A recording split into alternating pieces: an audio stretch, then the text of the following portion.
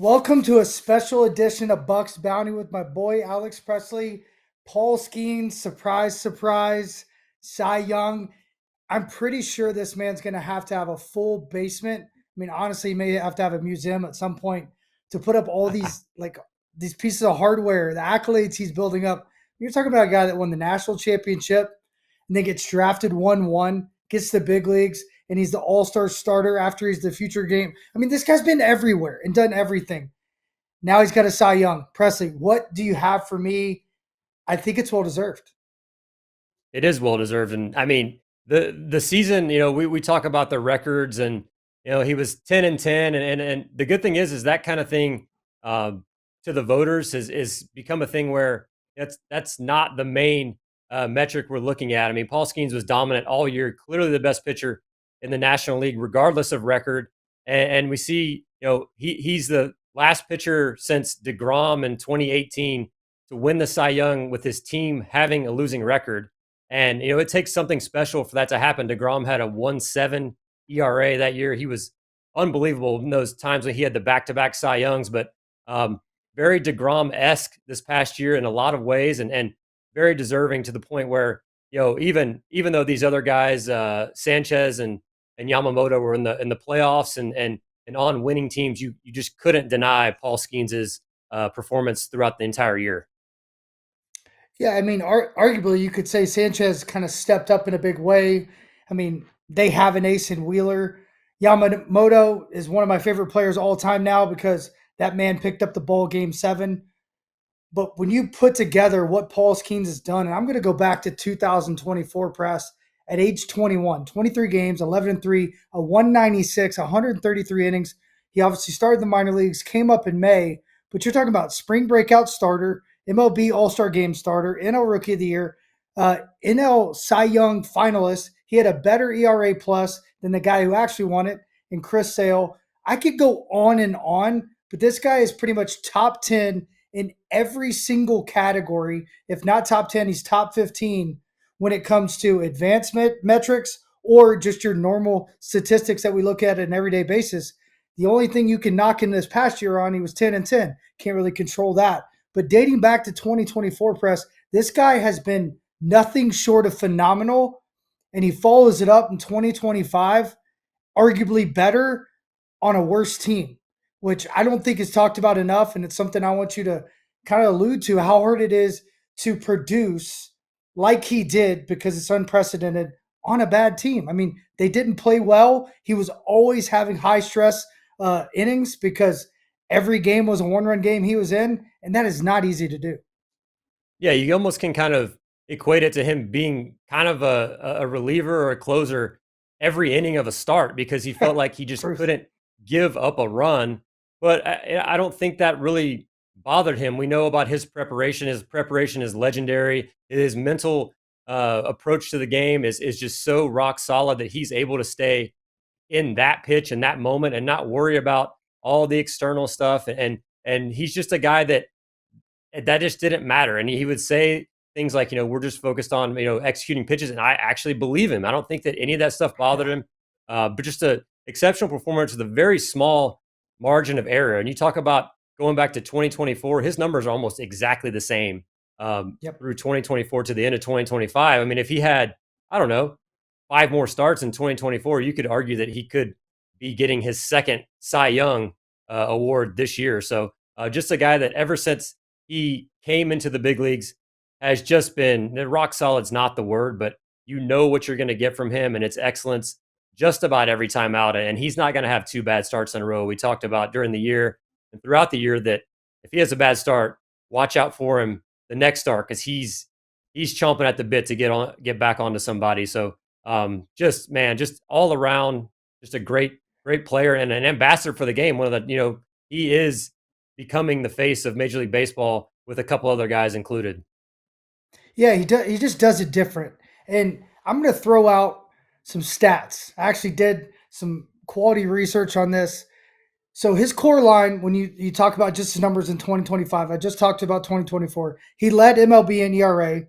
First qualified starter to do that since 22. I believe that was DeGrom. I'm not sure. I did not look that up. One of the best, and I want to remind people, Pirates have one of the longest franchises in MLB history. He just had one of the best seasons and repeated, I mind you, in 2025 in Pirates history. I always laugh when we're on the post game. Paul Skenes pitches another gem, and we look up and we see Randolph Woody from 1903, and he's blacked out because we had to cut him out and put him on the screen, and he looks like he literally just came out of the coffin. But that's how far back we have to look, 100 plus years, to find someone that has done what he's done. And you're talking about guys that swung with 40-ounce bats, bad baseballs, right? There's no velocity, and I hate comparing eras, but the reality of it is what he's doing against just the MLB in general at 22, 23 years old hasn't been done at all since Dwight Gooden, who came on the scene and was completely unrealistic compared to everyone else with that fastball curveball combo. But Press, have you ever, or did you think you would ever see two seasons like this with really no hiccups? You're talking about 24, 25 starts out of 32. This man only gave up 2 runs or less. You're talking about dominance. Like, we've not seen this before. Yeah, and you almost, as a former player, and you see guys that are great, and you're like, oh well, he's going to struggle at some point. We don't know when it's going to be. It's going to happen. Well, Paul's struggles are really small. They're like an inning, and then he gets back on track. And sometimes that inning, it makes his start feel worse than it actually is. I mean, our level of for Paul's performance is so high that if he gives up a couple runs, we're like, oh, hey, are you feeling okay today? Are you sick, Paul? But like he's his, his level of excellence is so high, and we hold him to that, and it's kind of hard when we talk about him post game to you feel like you're kind of nitpicking on him a little bit when he still has a great start and some things just aren't quite up to his standard. But man, you say you got to look back 100 years to find comparable statistics to what he's done so far, and that's just a completely different time, like you said. And he's doing things against hitters that we've just really haven't seen that much. He has so many pitches to go to. He's at 7. He's probably going to make another pitch this offseason. I'm not 100% sure, but he can go different ways against different hitters at all times, and the ability to adapt in game, and it's just something that you're just not used to seeing. If one thing's not working, he can go to the other one. We talk about, hey, this is like MLB The Show. Just pick a pitch and throw it with your, the controller, and it's going to be every pitch is going to feel like it's as good as the other, and you can pinpoint it. And that's just something we've come accustomed to, and it's become such a norm that we have to almost pinch yourself and be like, hey, this is special every time you see it. So yeah, just pretty incredible what he's done, and in historic terms, it's kind of hard to really put into words. So I'm going to help you put it into words. Sandy Koufax in 1963 had a 1.88 ERA at 27. 27. Dwight Gooden 1.53 at 20, right? Jacob DeGrom 1819 1.7 at 30 and 31. Pedro Martinez a 1.9 and a 1.74 in 99 and 2000 at 27 and 28. There's nobody. You look at Dwight Gooden, the only guy that is flirting with that age range, but he's 4 years away from that 27-year-old season in Sandy Koufax. Think about that. You're telling me that he hasn't hit his stride yet, is what you're trying to say. We have a couple more years until we get there.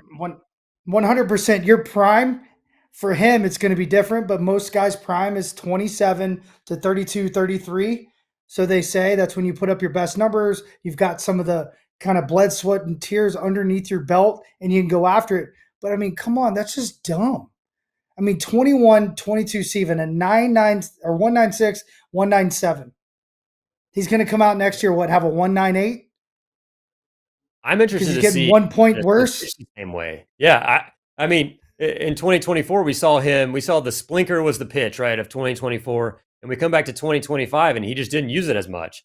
So I think he's finding ways to get better that we didn't think there was much room to get better. So yeah, I'm interested to see what he comes back with in 2026. And if he keeps improving to this pace, I mean, I don't see why he wouldn't, because we're former hitters and we watch every start of his, and we we try to come up with an approach. What would you do if you faced him and we can't really come That's up one of with my something that we favorite think is moments going to all year, work? Presley. At the hub, watching you, analyze and say, here's what I do against Paul Skenes because me and Broad ask you. And then you get to that second or third layer and you're like, I don't know what I would do now. Yeah, wait, Right? Because, I don't know if that's going to work. yeah, I mean, that's the one thing. And I'm going to get off the stats for a minute and just talk about. So, usually when you catch a guy and usually when you face a guy, you're like, okay, high velocity guy, he's in and out of the zone, maybe a little erratic. He has an electric breaking ball. I can kind of push that to the side. I'm thinking a guy like Glasnow, right? I'm going to stay on the heater until he can prove that he can throw that breaking ball for a strike. And he really is a two-pitch guy. Started to throw a slider slash cutter, but still, can he get it in the zone consistently? So I can kind of give up on spin.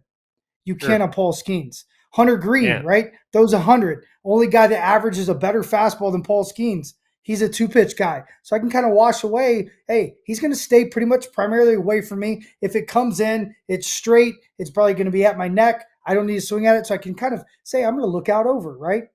You can look across the board. You can't find anybody like this guy. Seven You pitch can't. mix. He's got something that runs into righties away from lefties. He's got a pitch called the splinker. Now it's just a true split. He developed that sinker that's absolutely nasty. He has the most unique profile on a fastball in baseball because he has the lowest angle with the highest velocity and it runs horizontally. And he plays that well. And one of my favorite things he did all year to make him even tougher is he threw a pitch and he's like, man, that felt different. He looks up and at PNC in the right hand corner, you can see that they have the horizontal and vertical break. He saw that Hmm. his vertical break was above average for his normal vertical break, meaning he's going to have more deception at the top of the zone. What did he do that day? He threw fastballs at the top of the zone on the fly, dude, against a Hmm. good fastball hitting team. And that's what makes this guy so incredible is because one, yes, he is young. He's got stuff, but he's also got pitchability. He has great command. He has great feel for the game. And the most remarkable thing is he's willing to adjust on the fly in any given moment. It's incredible to think he's that far along because all of those are separate stages for me in every dude's evolution as a pitcher or as a player. You kind of get the knockdown, you get back up. All right, what's next? I'm kind of rattled, shaken, but I want to keep moving forward. This guy's just been throwing haymakers the whole time. It's And unreal, right? yeah, and It's we saw unreal. teams take extreme approaches against him. We saw, I Yeah. As a specifically team, remember too. Yeah. as a team in Seattle, I specifically remember a game where they looked like they were sitting off speed the whole time.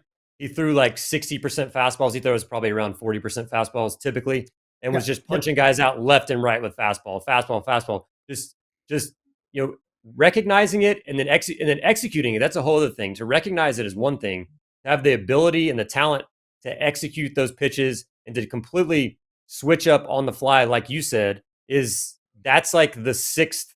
That's the sixth tool, right? Like, I mean, there's five tools on for a baseball player. He's got six of them. That's the one where he's able to anticipate situations and know what's going on very quickly. Like, it's one thing to pitch, a few innings and figure out, okay, this is what they're trying to do to me at the plate. I mean, Paul, he figures it out in a bat or two. I mean, it's incredible to watch, and that all comes back to his preparation, but just the feel of the game. I mean, he's got everything you'd want in a pitcher: size, stuff, 7 pitches. We talk about 7 pitches. I mean, you say who can't just throw 7 pitches? Well, in the big leagues, it has to be 7 pitches that you can actually throw in a game with command. That's good enough, and he's one of the few guys, if the only guy, that can do anything resembling that. And you never know what you're going to get with him. That's part of, well, you know what you're going to get, but as a pitch mix, you don't really know what you're going to get from him from game to game. Yeah, and I'm with you. I'm excited to see what he does in 2026. I think he'll break that 200 inning threshold. I think he's going to strike out at some point, possibly 300. He's a guy that doesn't chase the strikeout, he lets it come to him. If he did want those strikeouts, he could go get it. But I'm excited to see what he comes back with, right? When he got drafted, he was primarily a fastball slider guy. That's what everybody knew him for. I'll never forget him throwing a changeup in spring training against Jack Sawinski. And Jack Sawinski at this point is the hottest guy early on in live at bats, watching him barrel up everything. He throws a changeup, and Jack Sawinski spun himself on the ground. And, live at bats early on, changeup's a gift, right? Because you are not to that baseball. You're going to run into yet. a changeup early on. Yeah, correct. You're not ready. Right. You're going to run into breaking balls. You're going to run into changeups. And that's when I was like, this guy's got an elite changeup. Like, this is a joke, but that's what this guy does, Press. And I'm so excited he's ours. He's a Pirate. And I hope some way, shape, or form, if we got to give him a building or two, a bridge, I don't know, whatever. Let's just give him something and make sure he stays a Pirate because, man, you talk about a guy that just brings that Pirate-esque feel. It's him. Yeah, and he's everything you want in a franchise player, and it's cool to see him and Kutch be on the same team, but you kind of see the torch get passed between those two guys. So yeah, super excited to see what 2026 holds for Paul this coming year. So good stuff. Hey, appreciate it. Thank you for listening. We are happy to talk about our demigod at any point because he's ours, and hopefully he's ours for a long time. Please go like, subscribe, do what you do to listen to this podcast. This was a special edition. Thank you very much. Bucs Bounty, Alex Presley, Michael McKenry, we're out.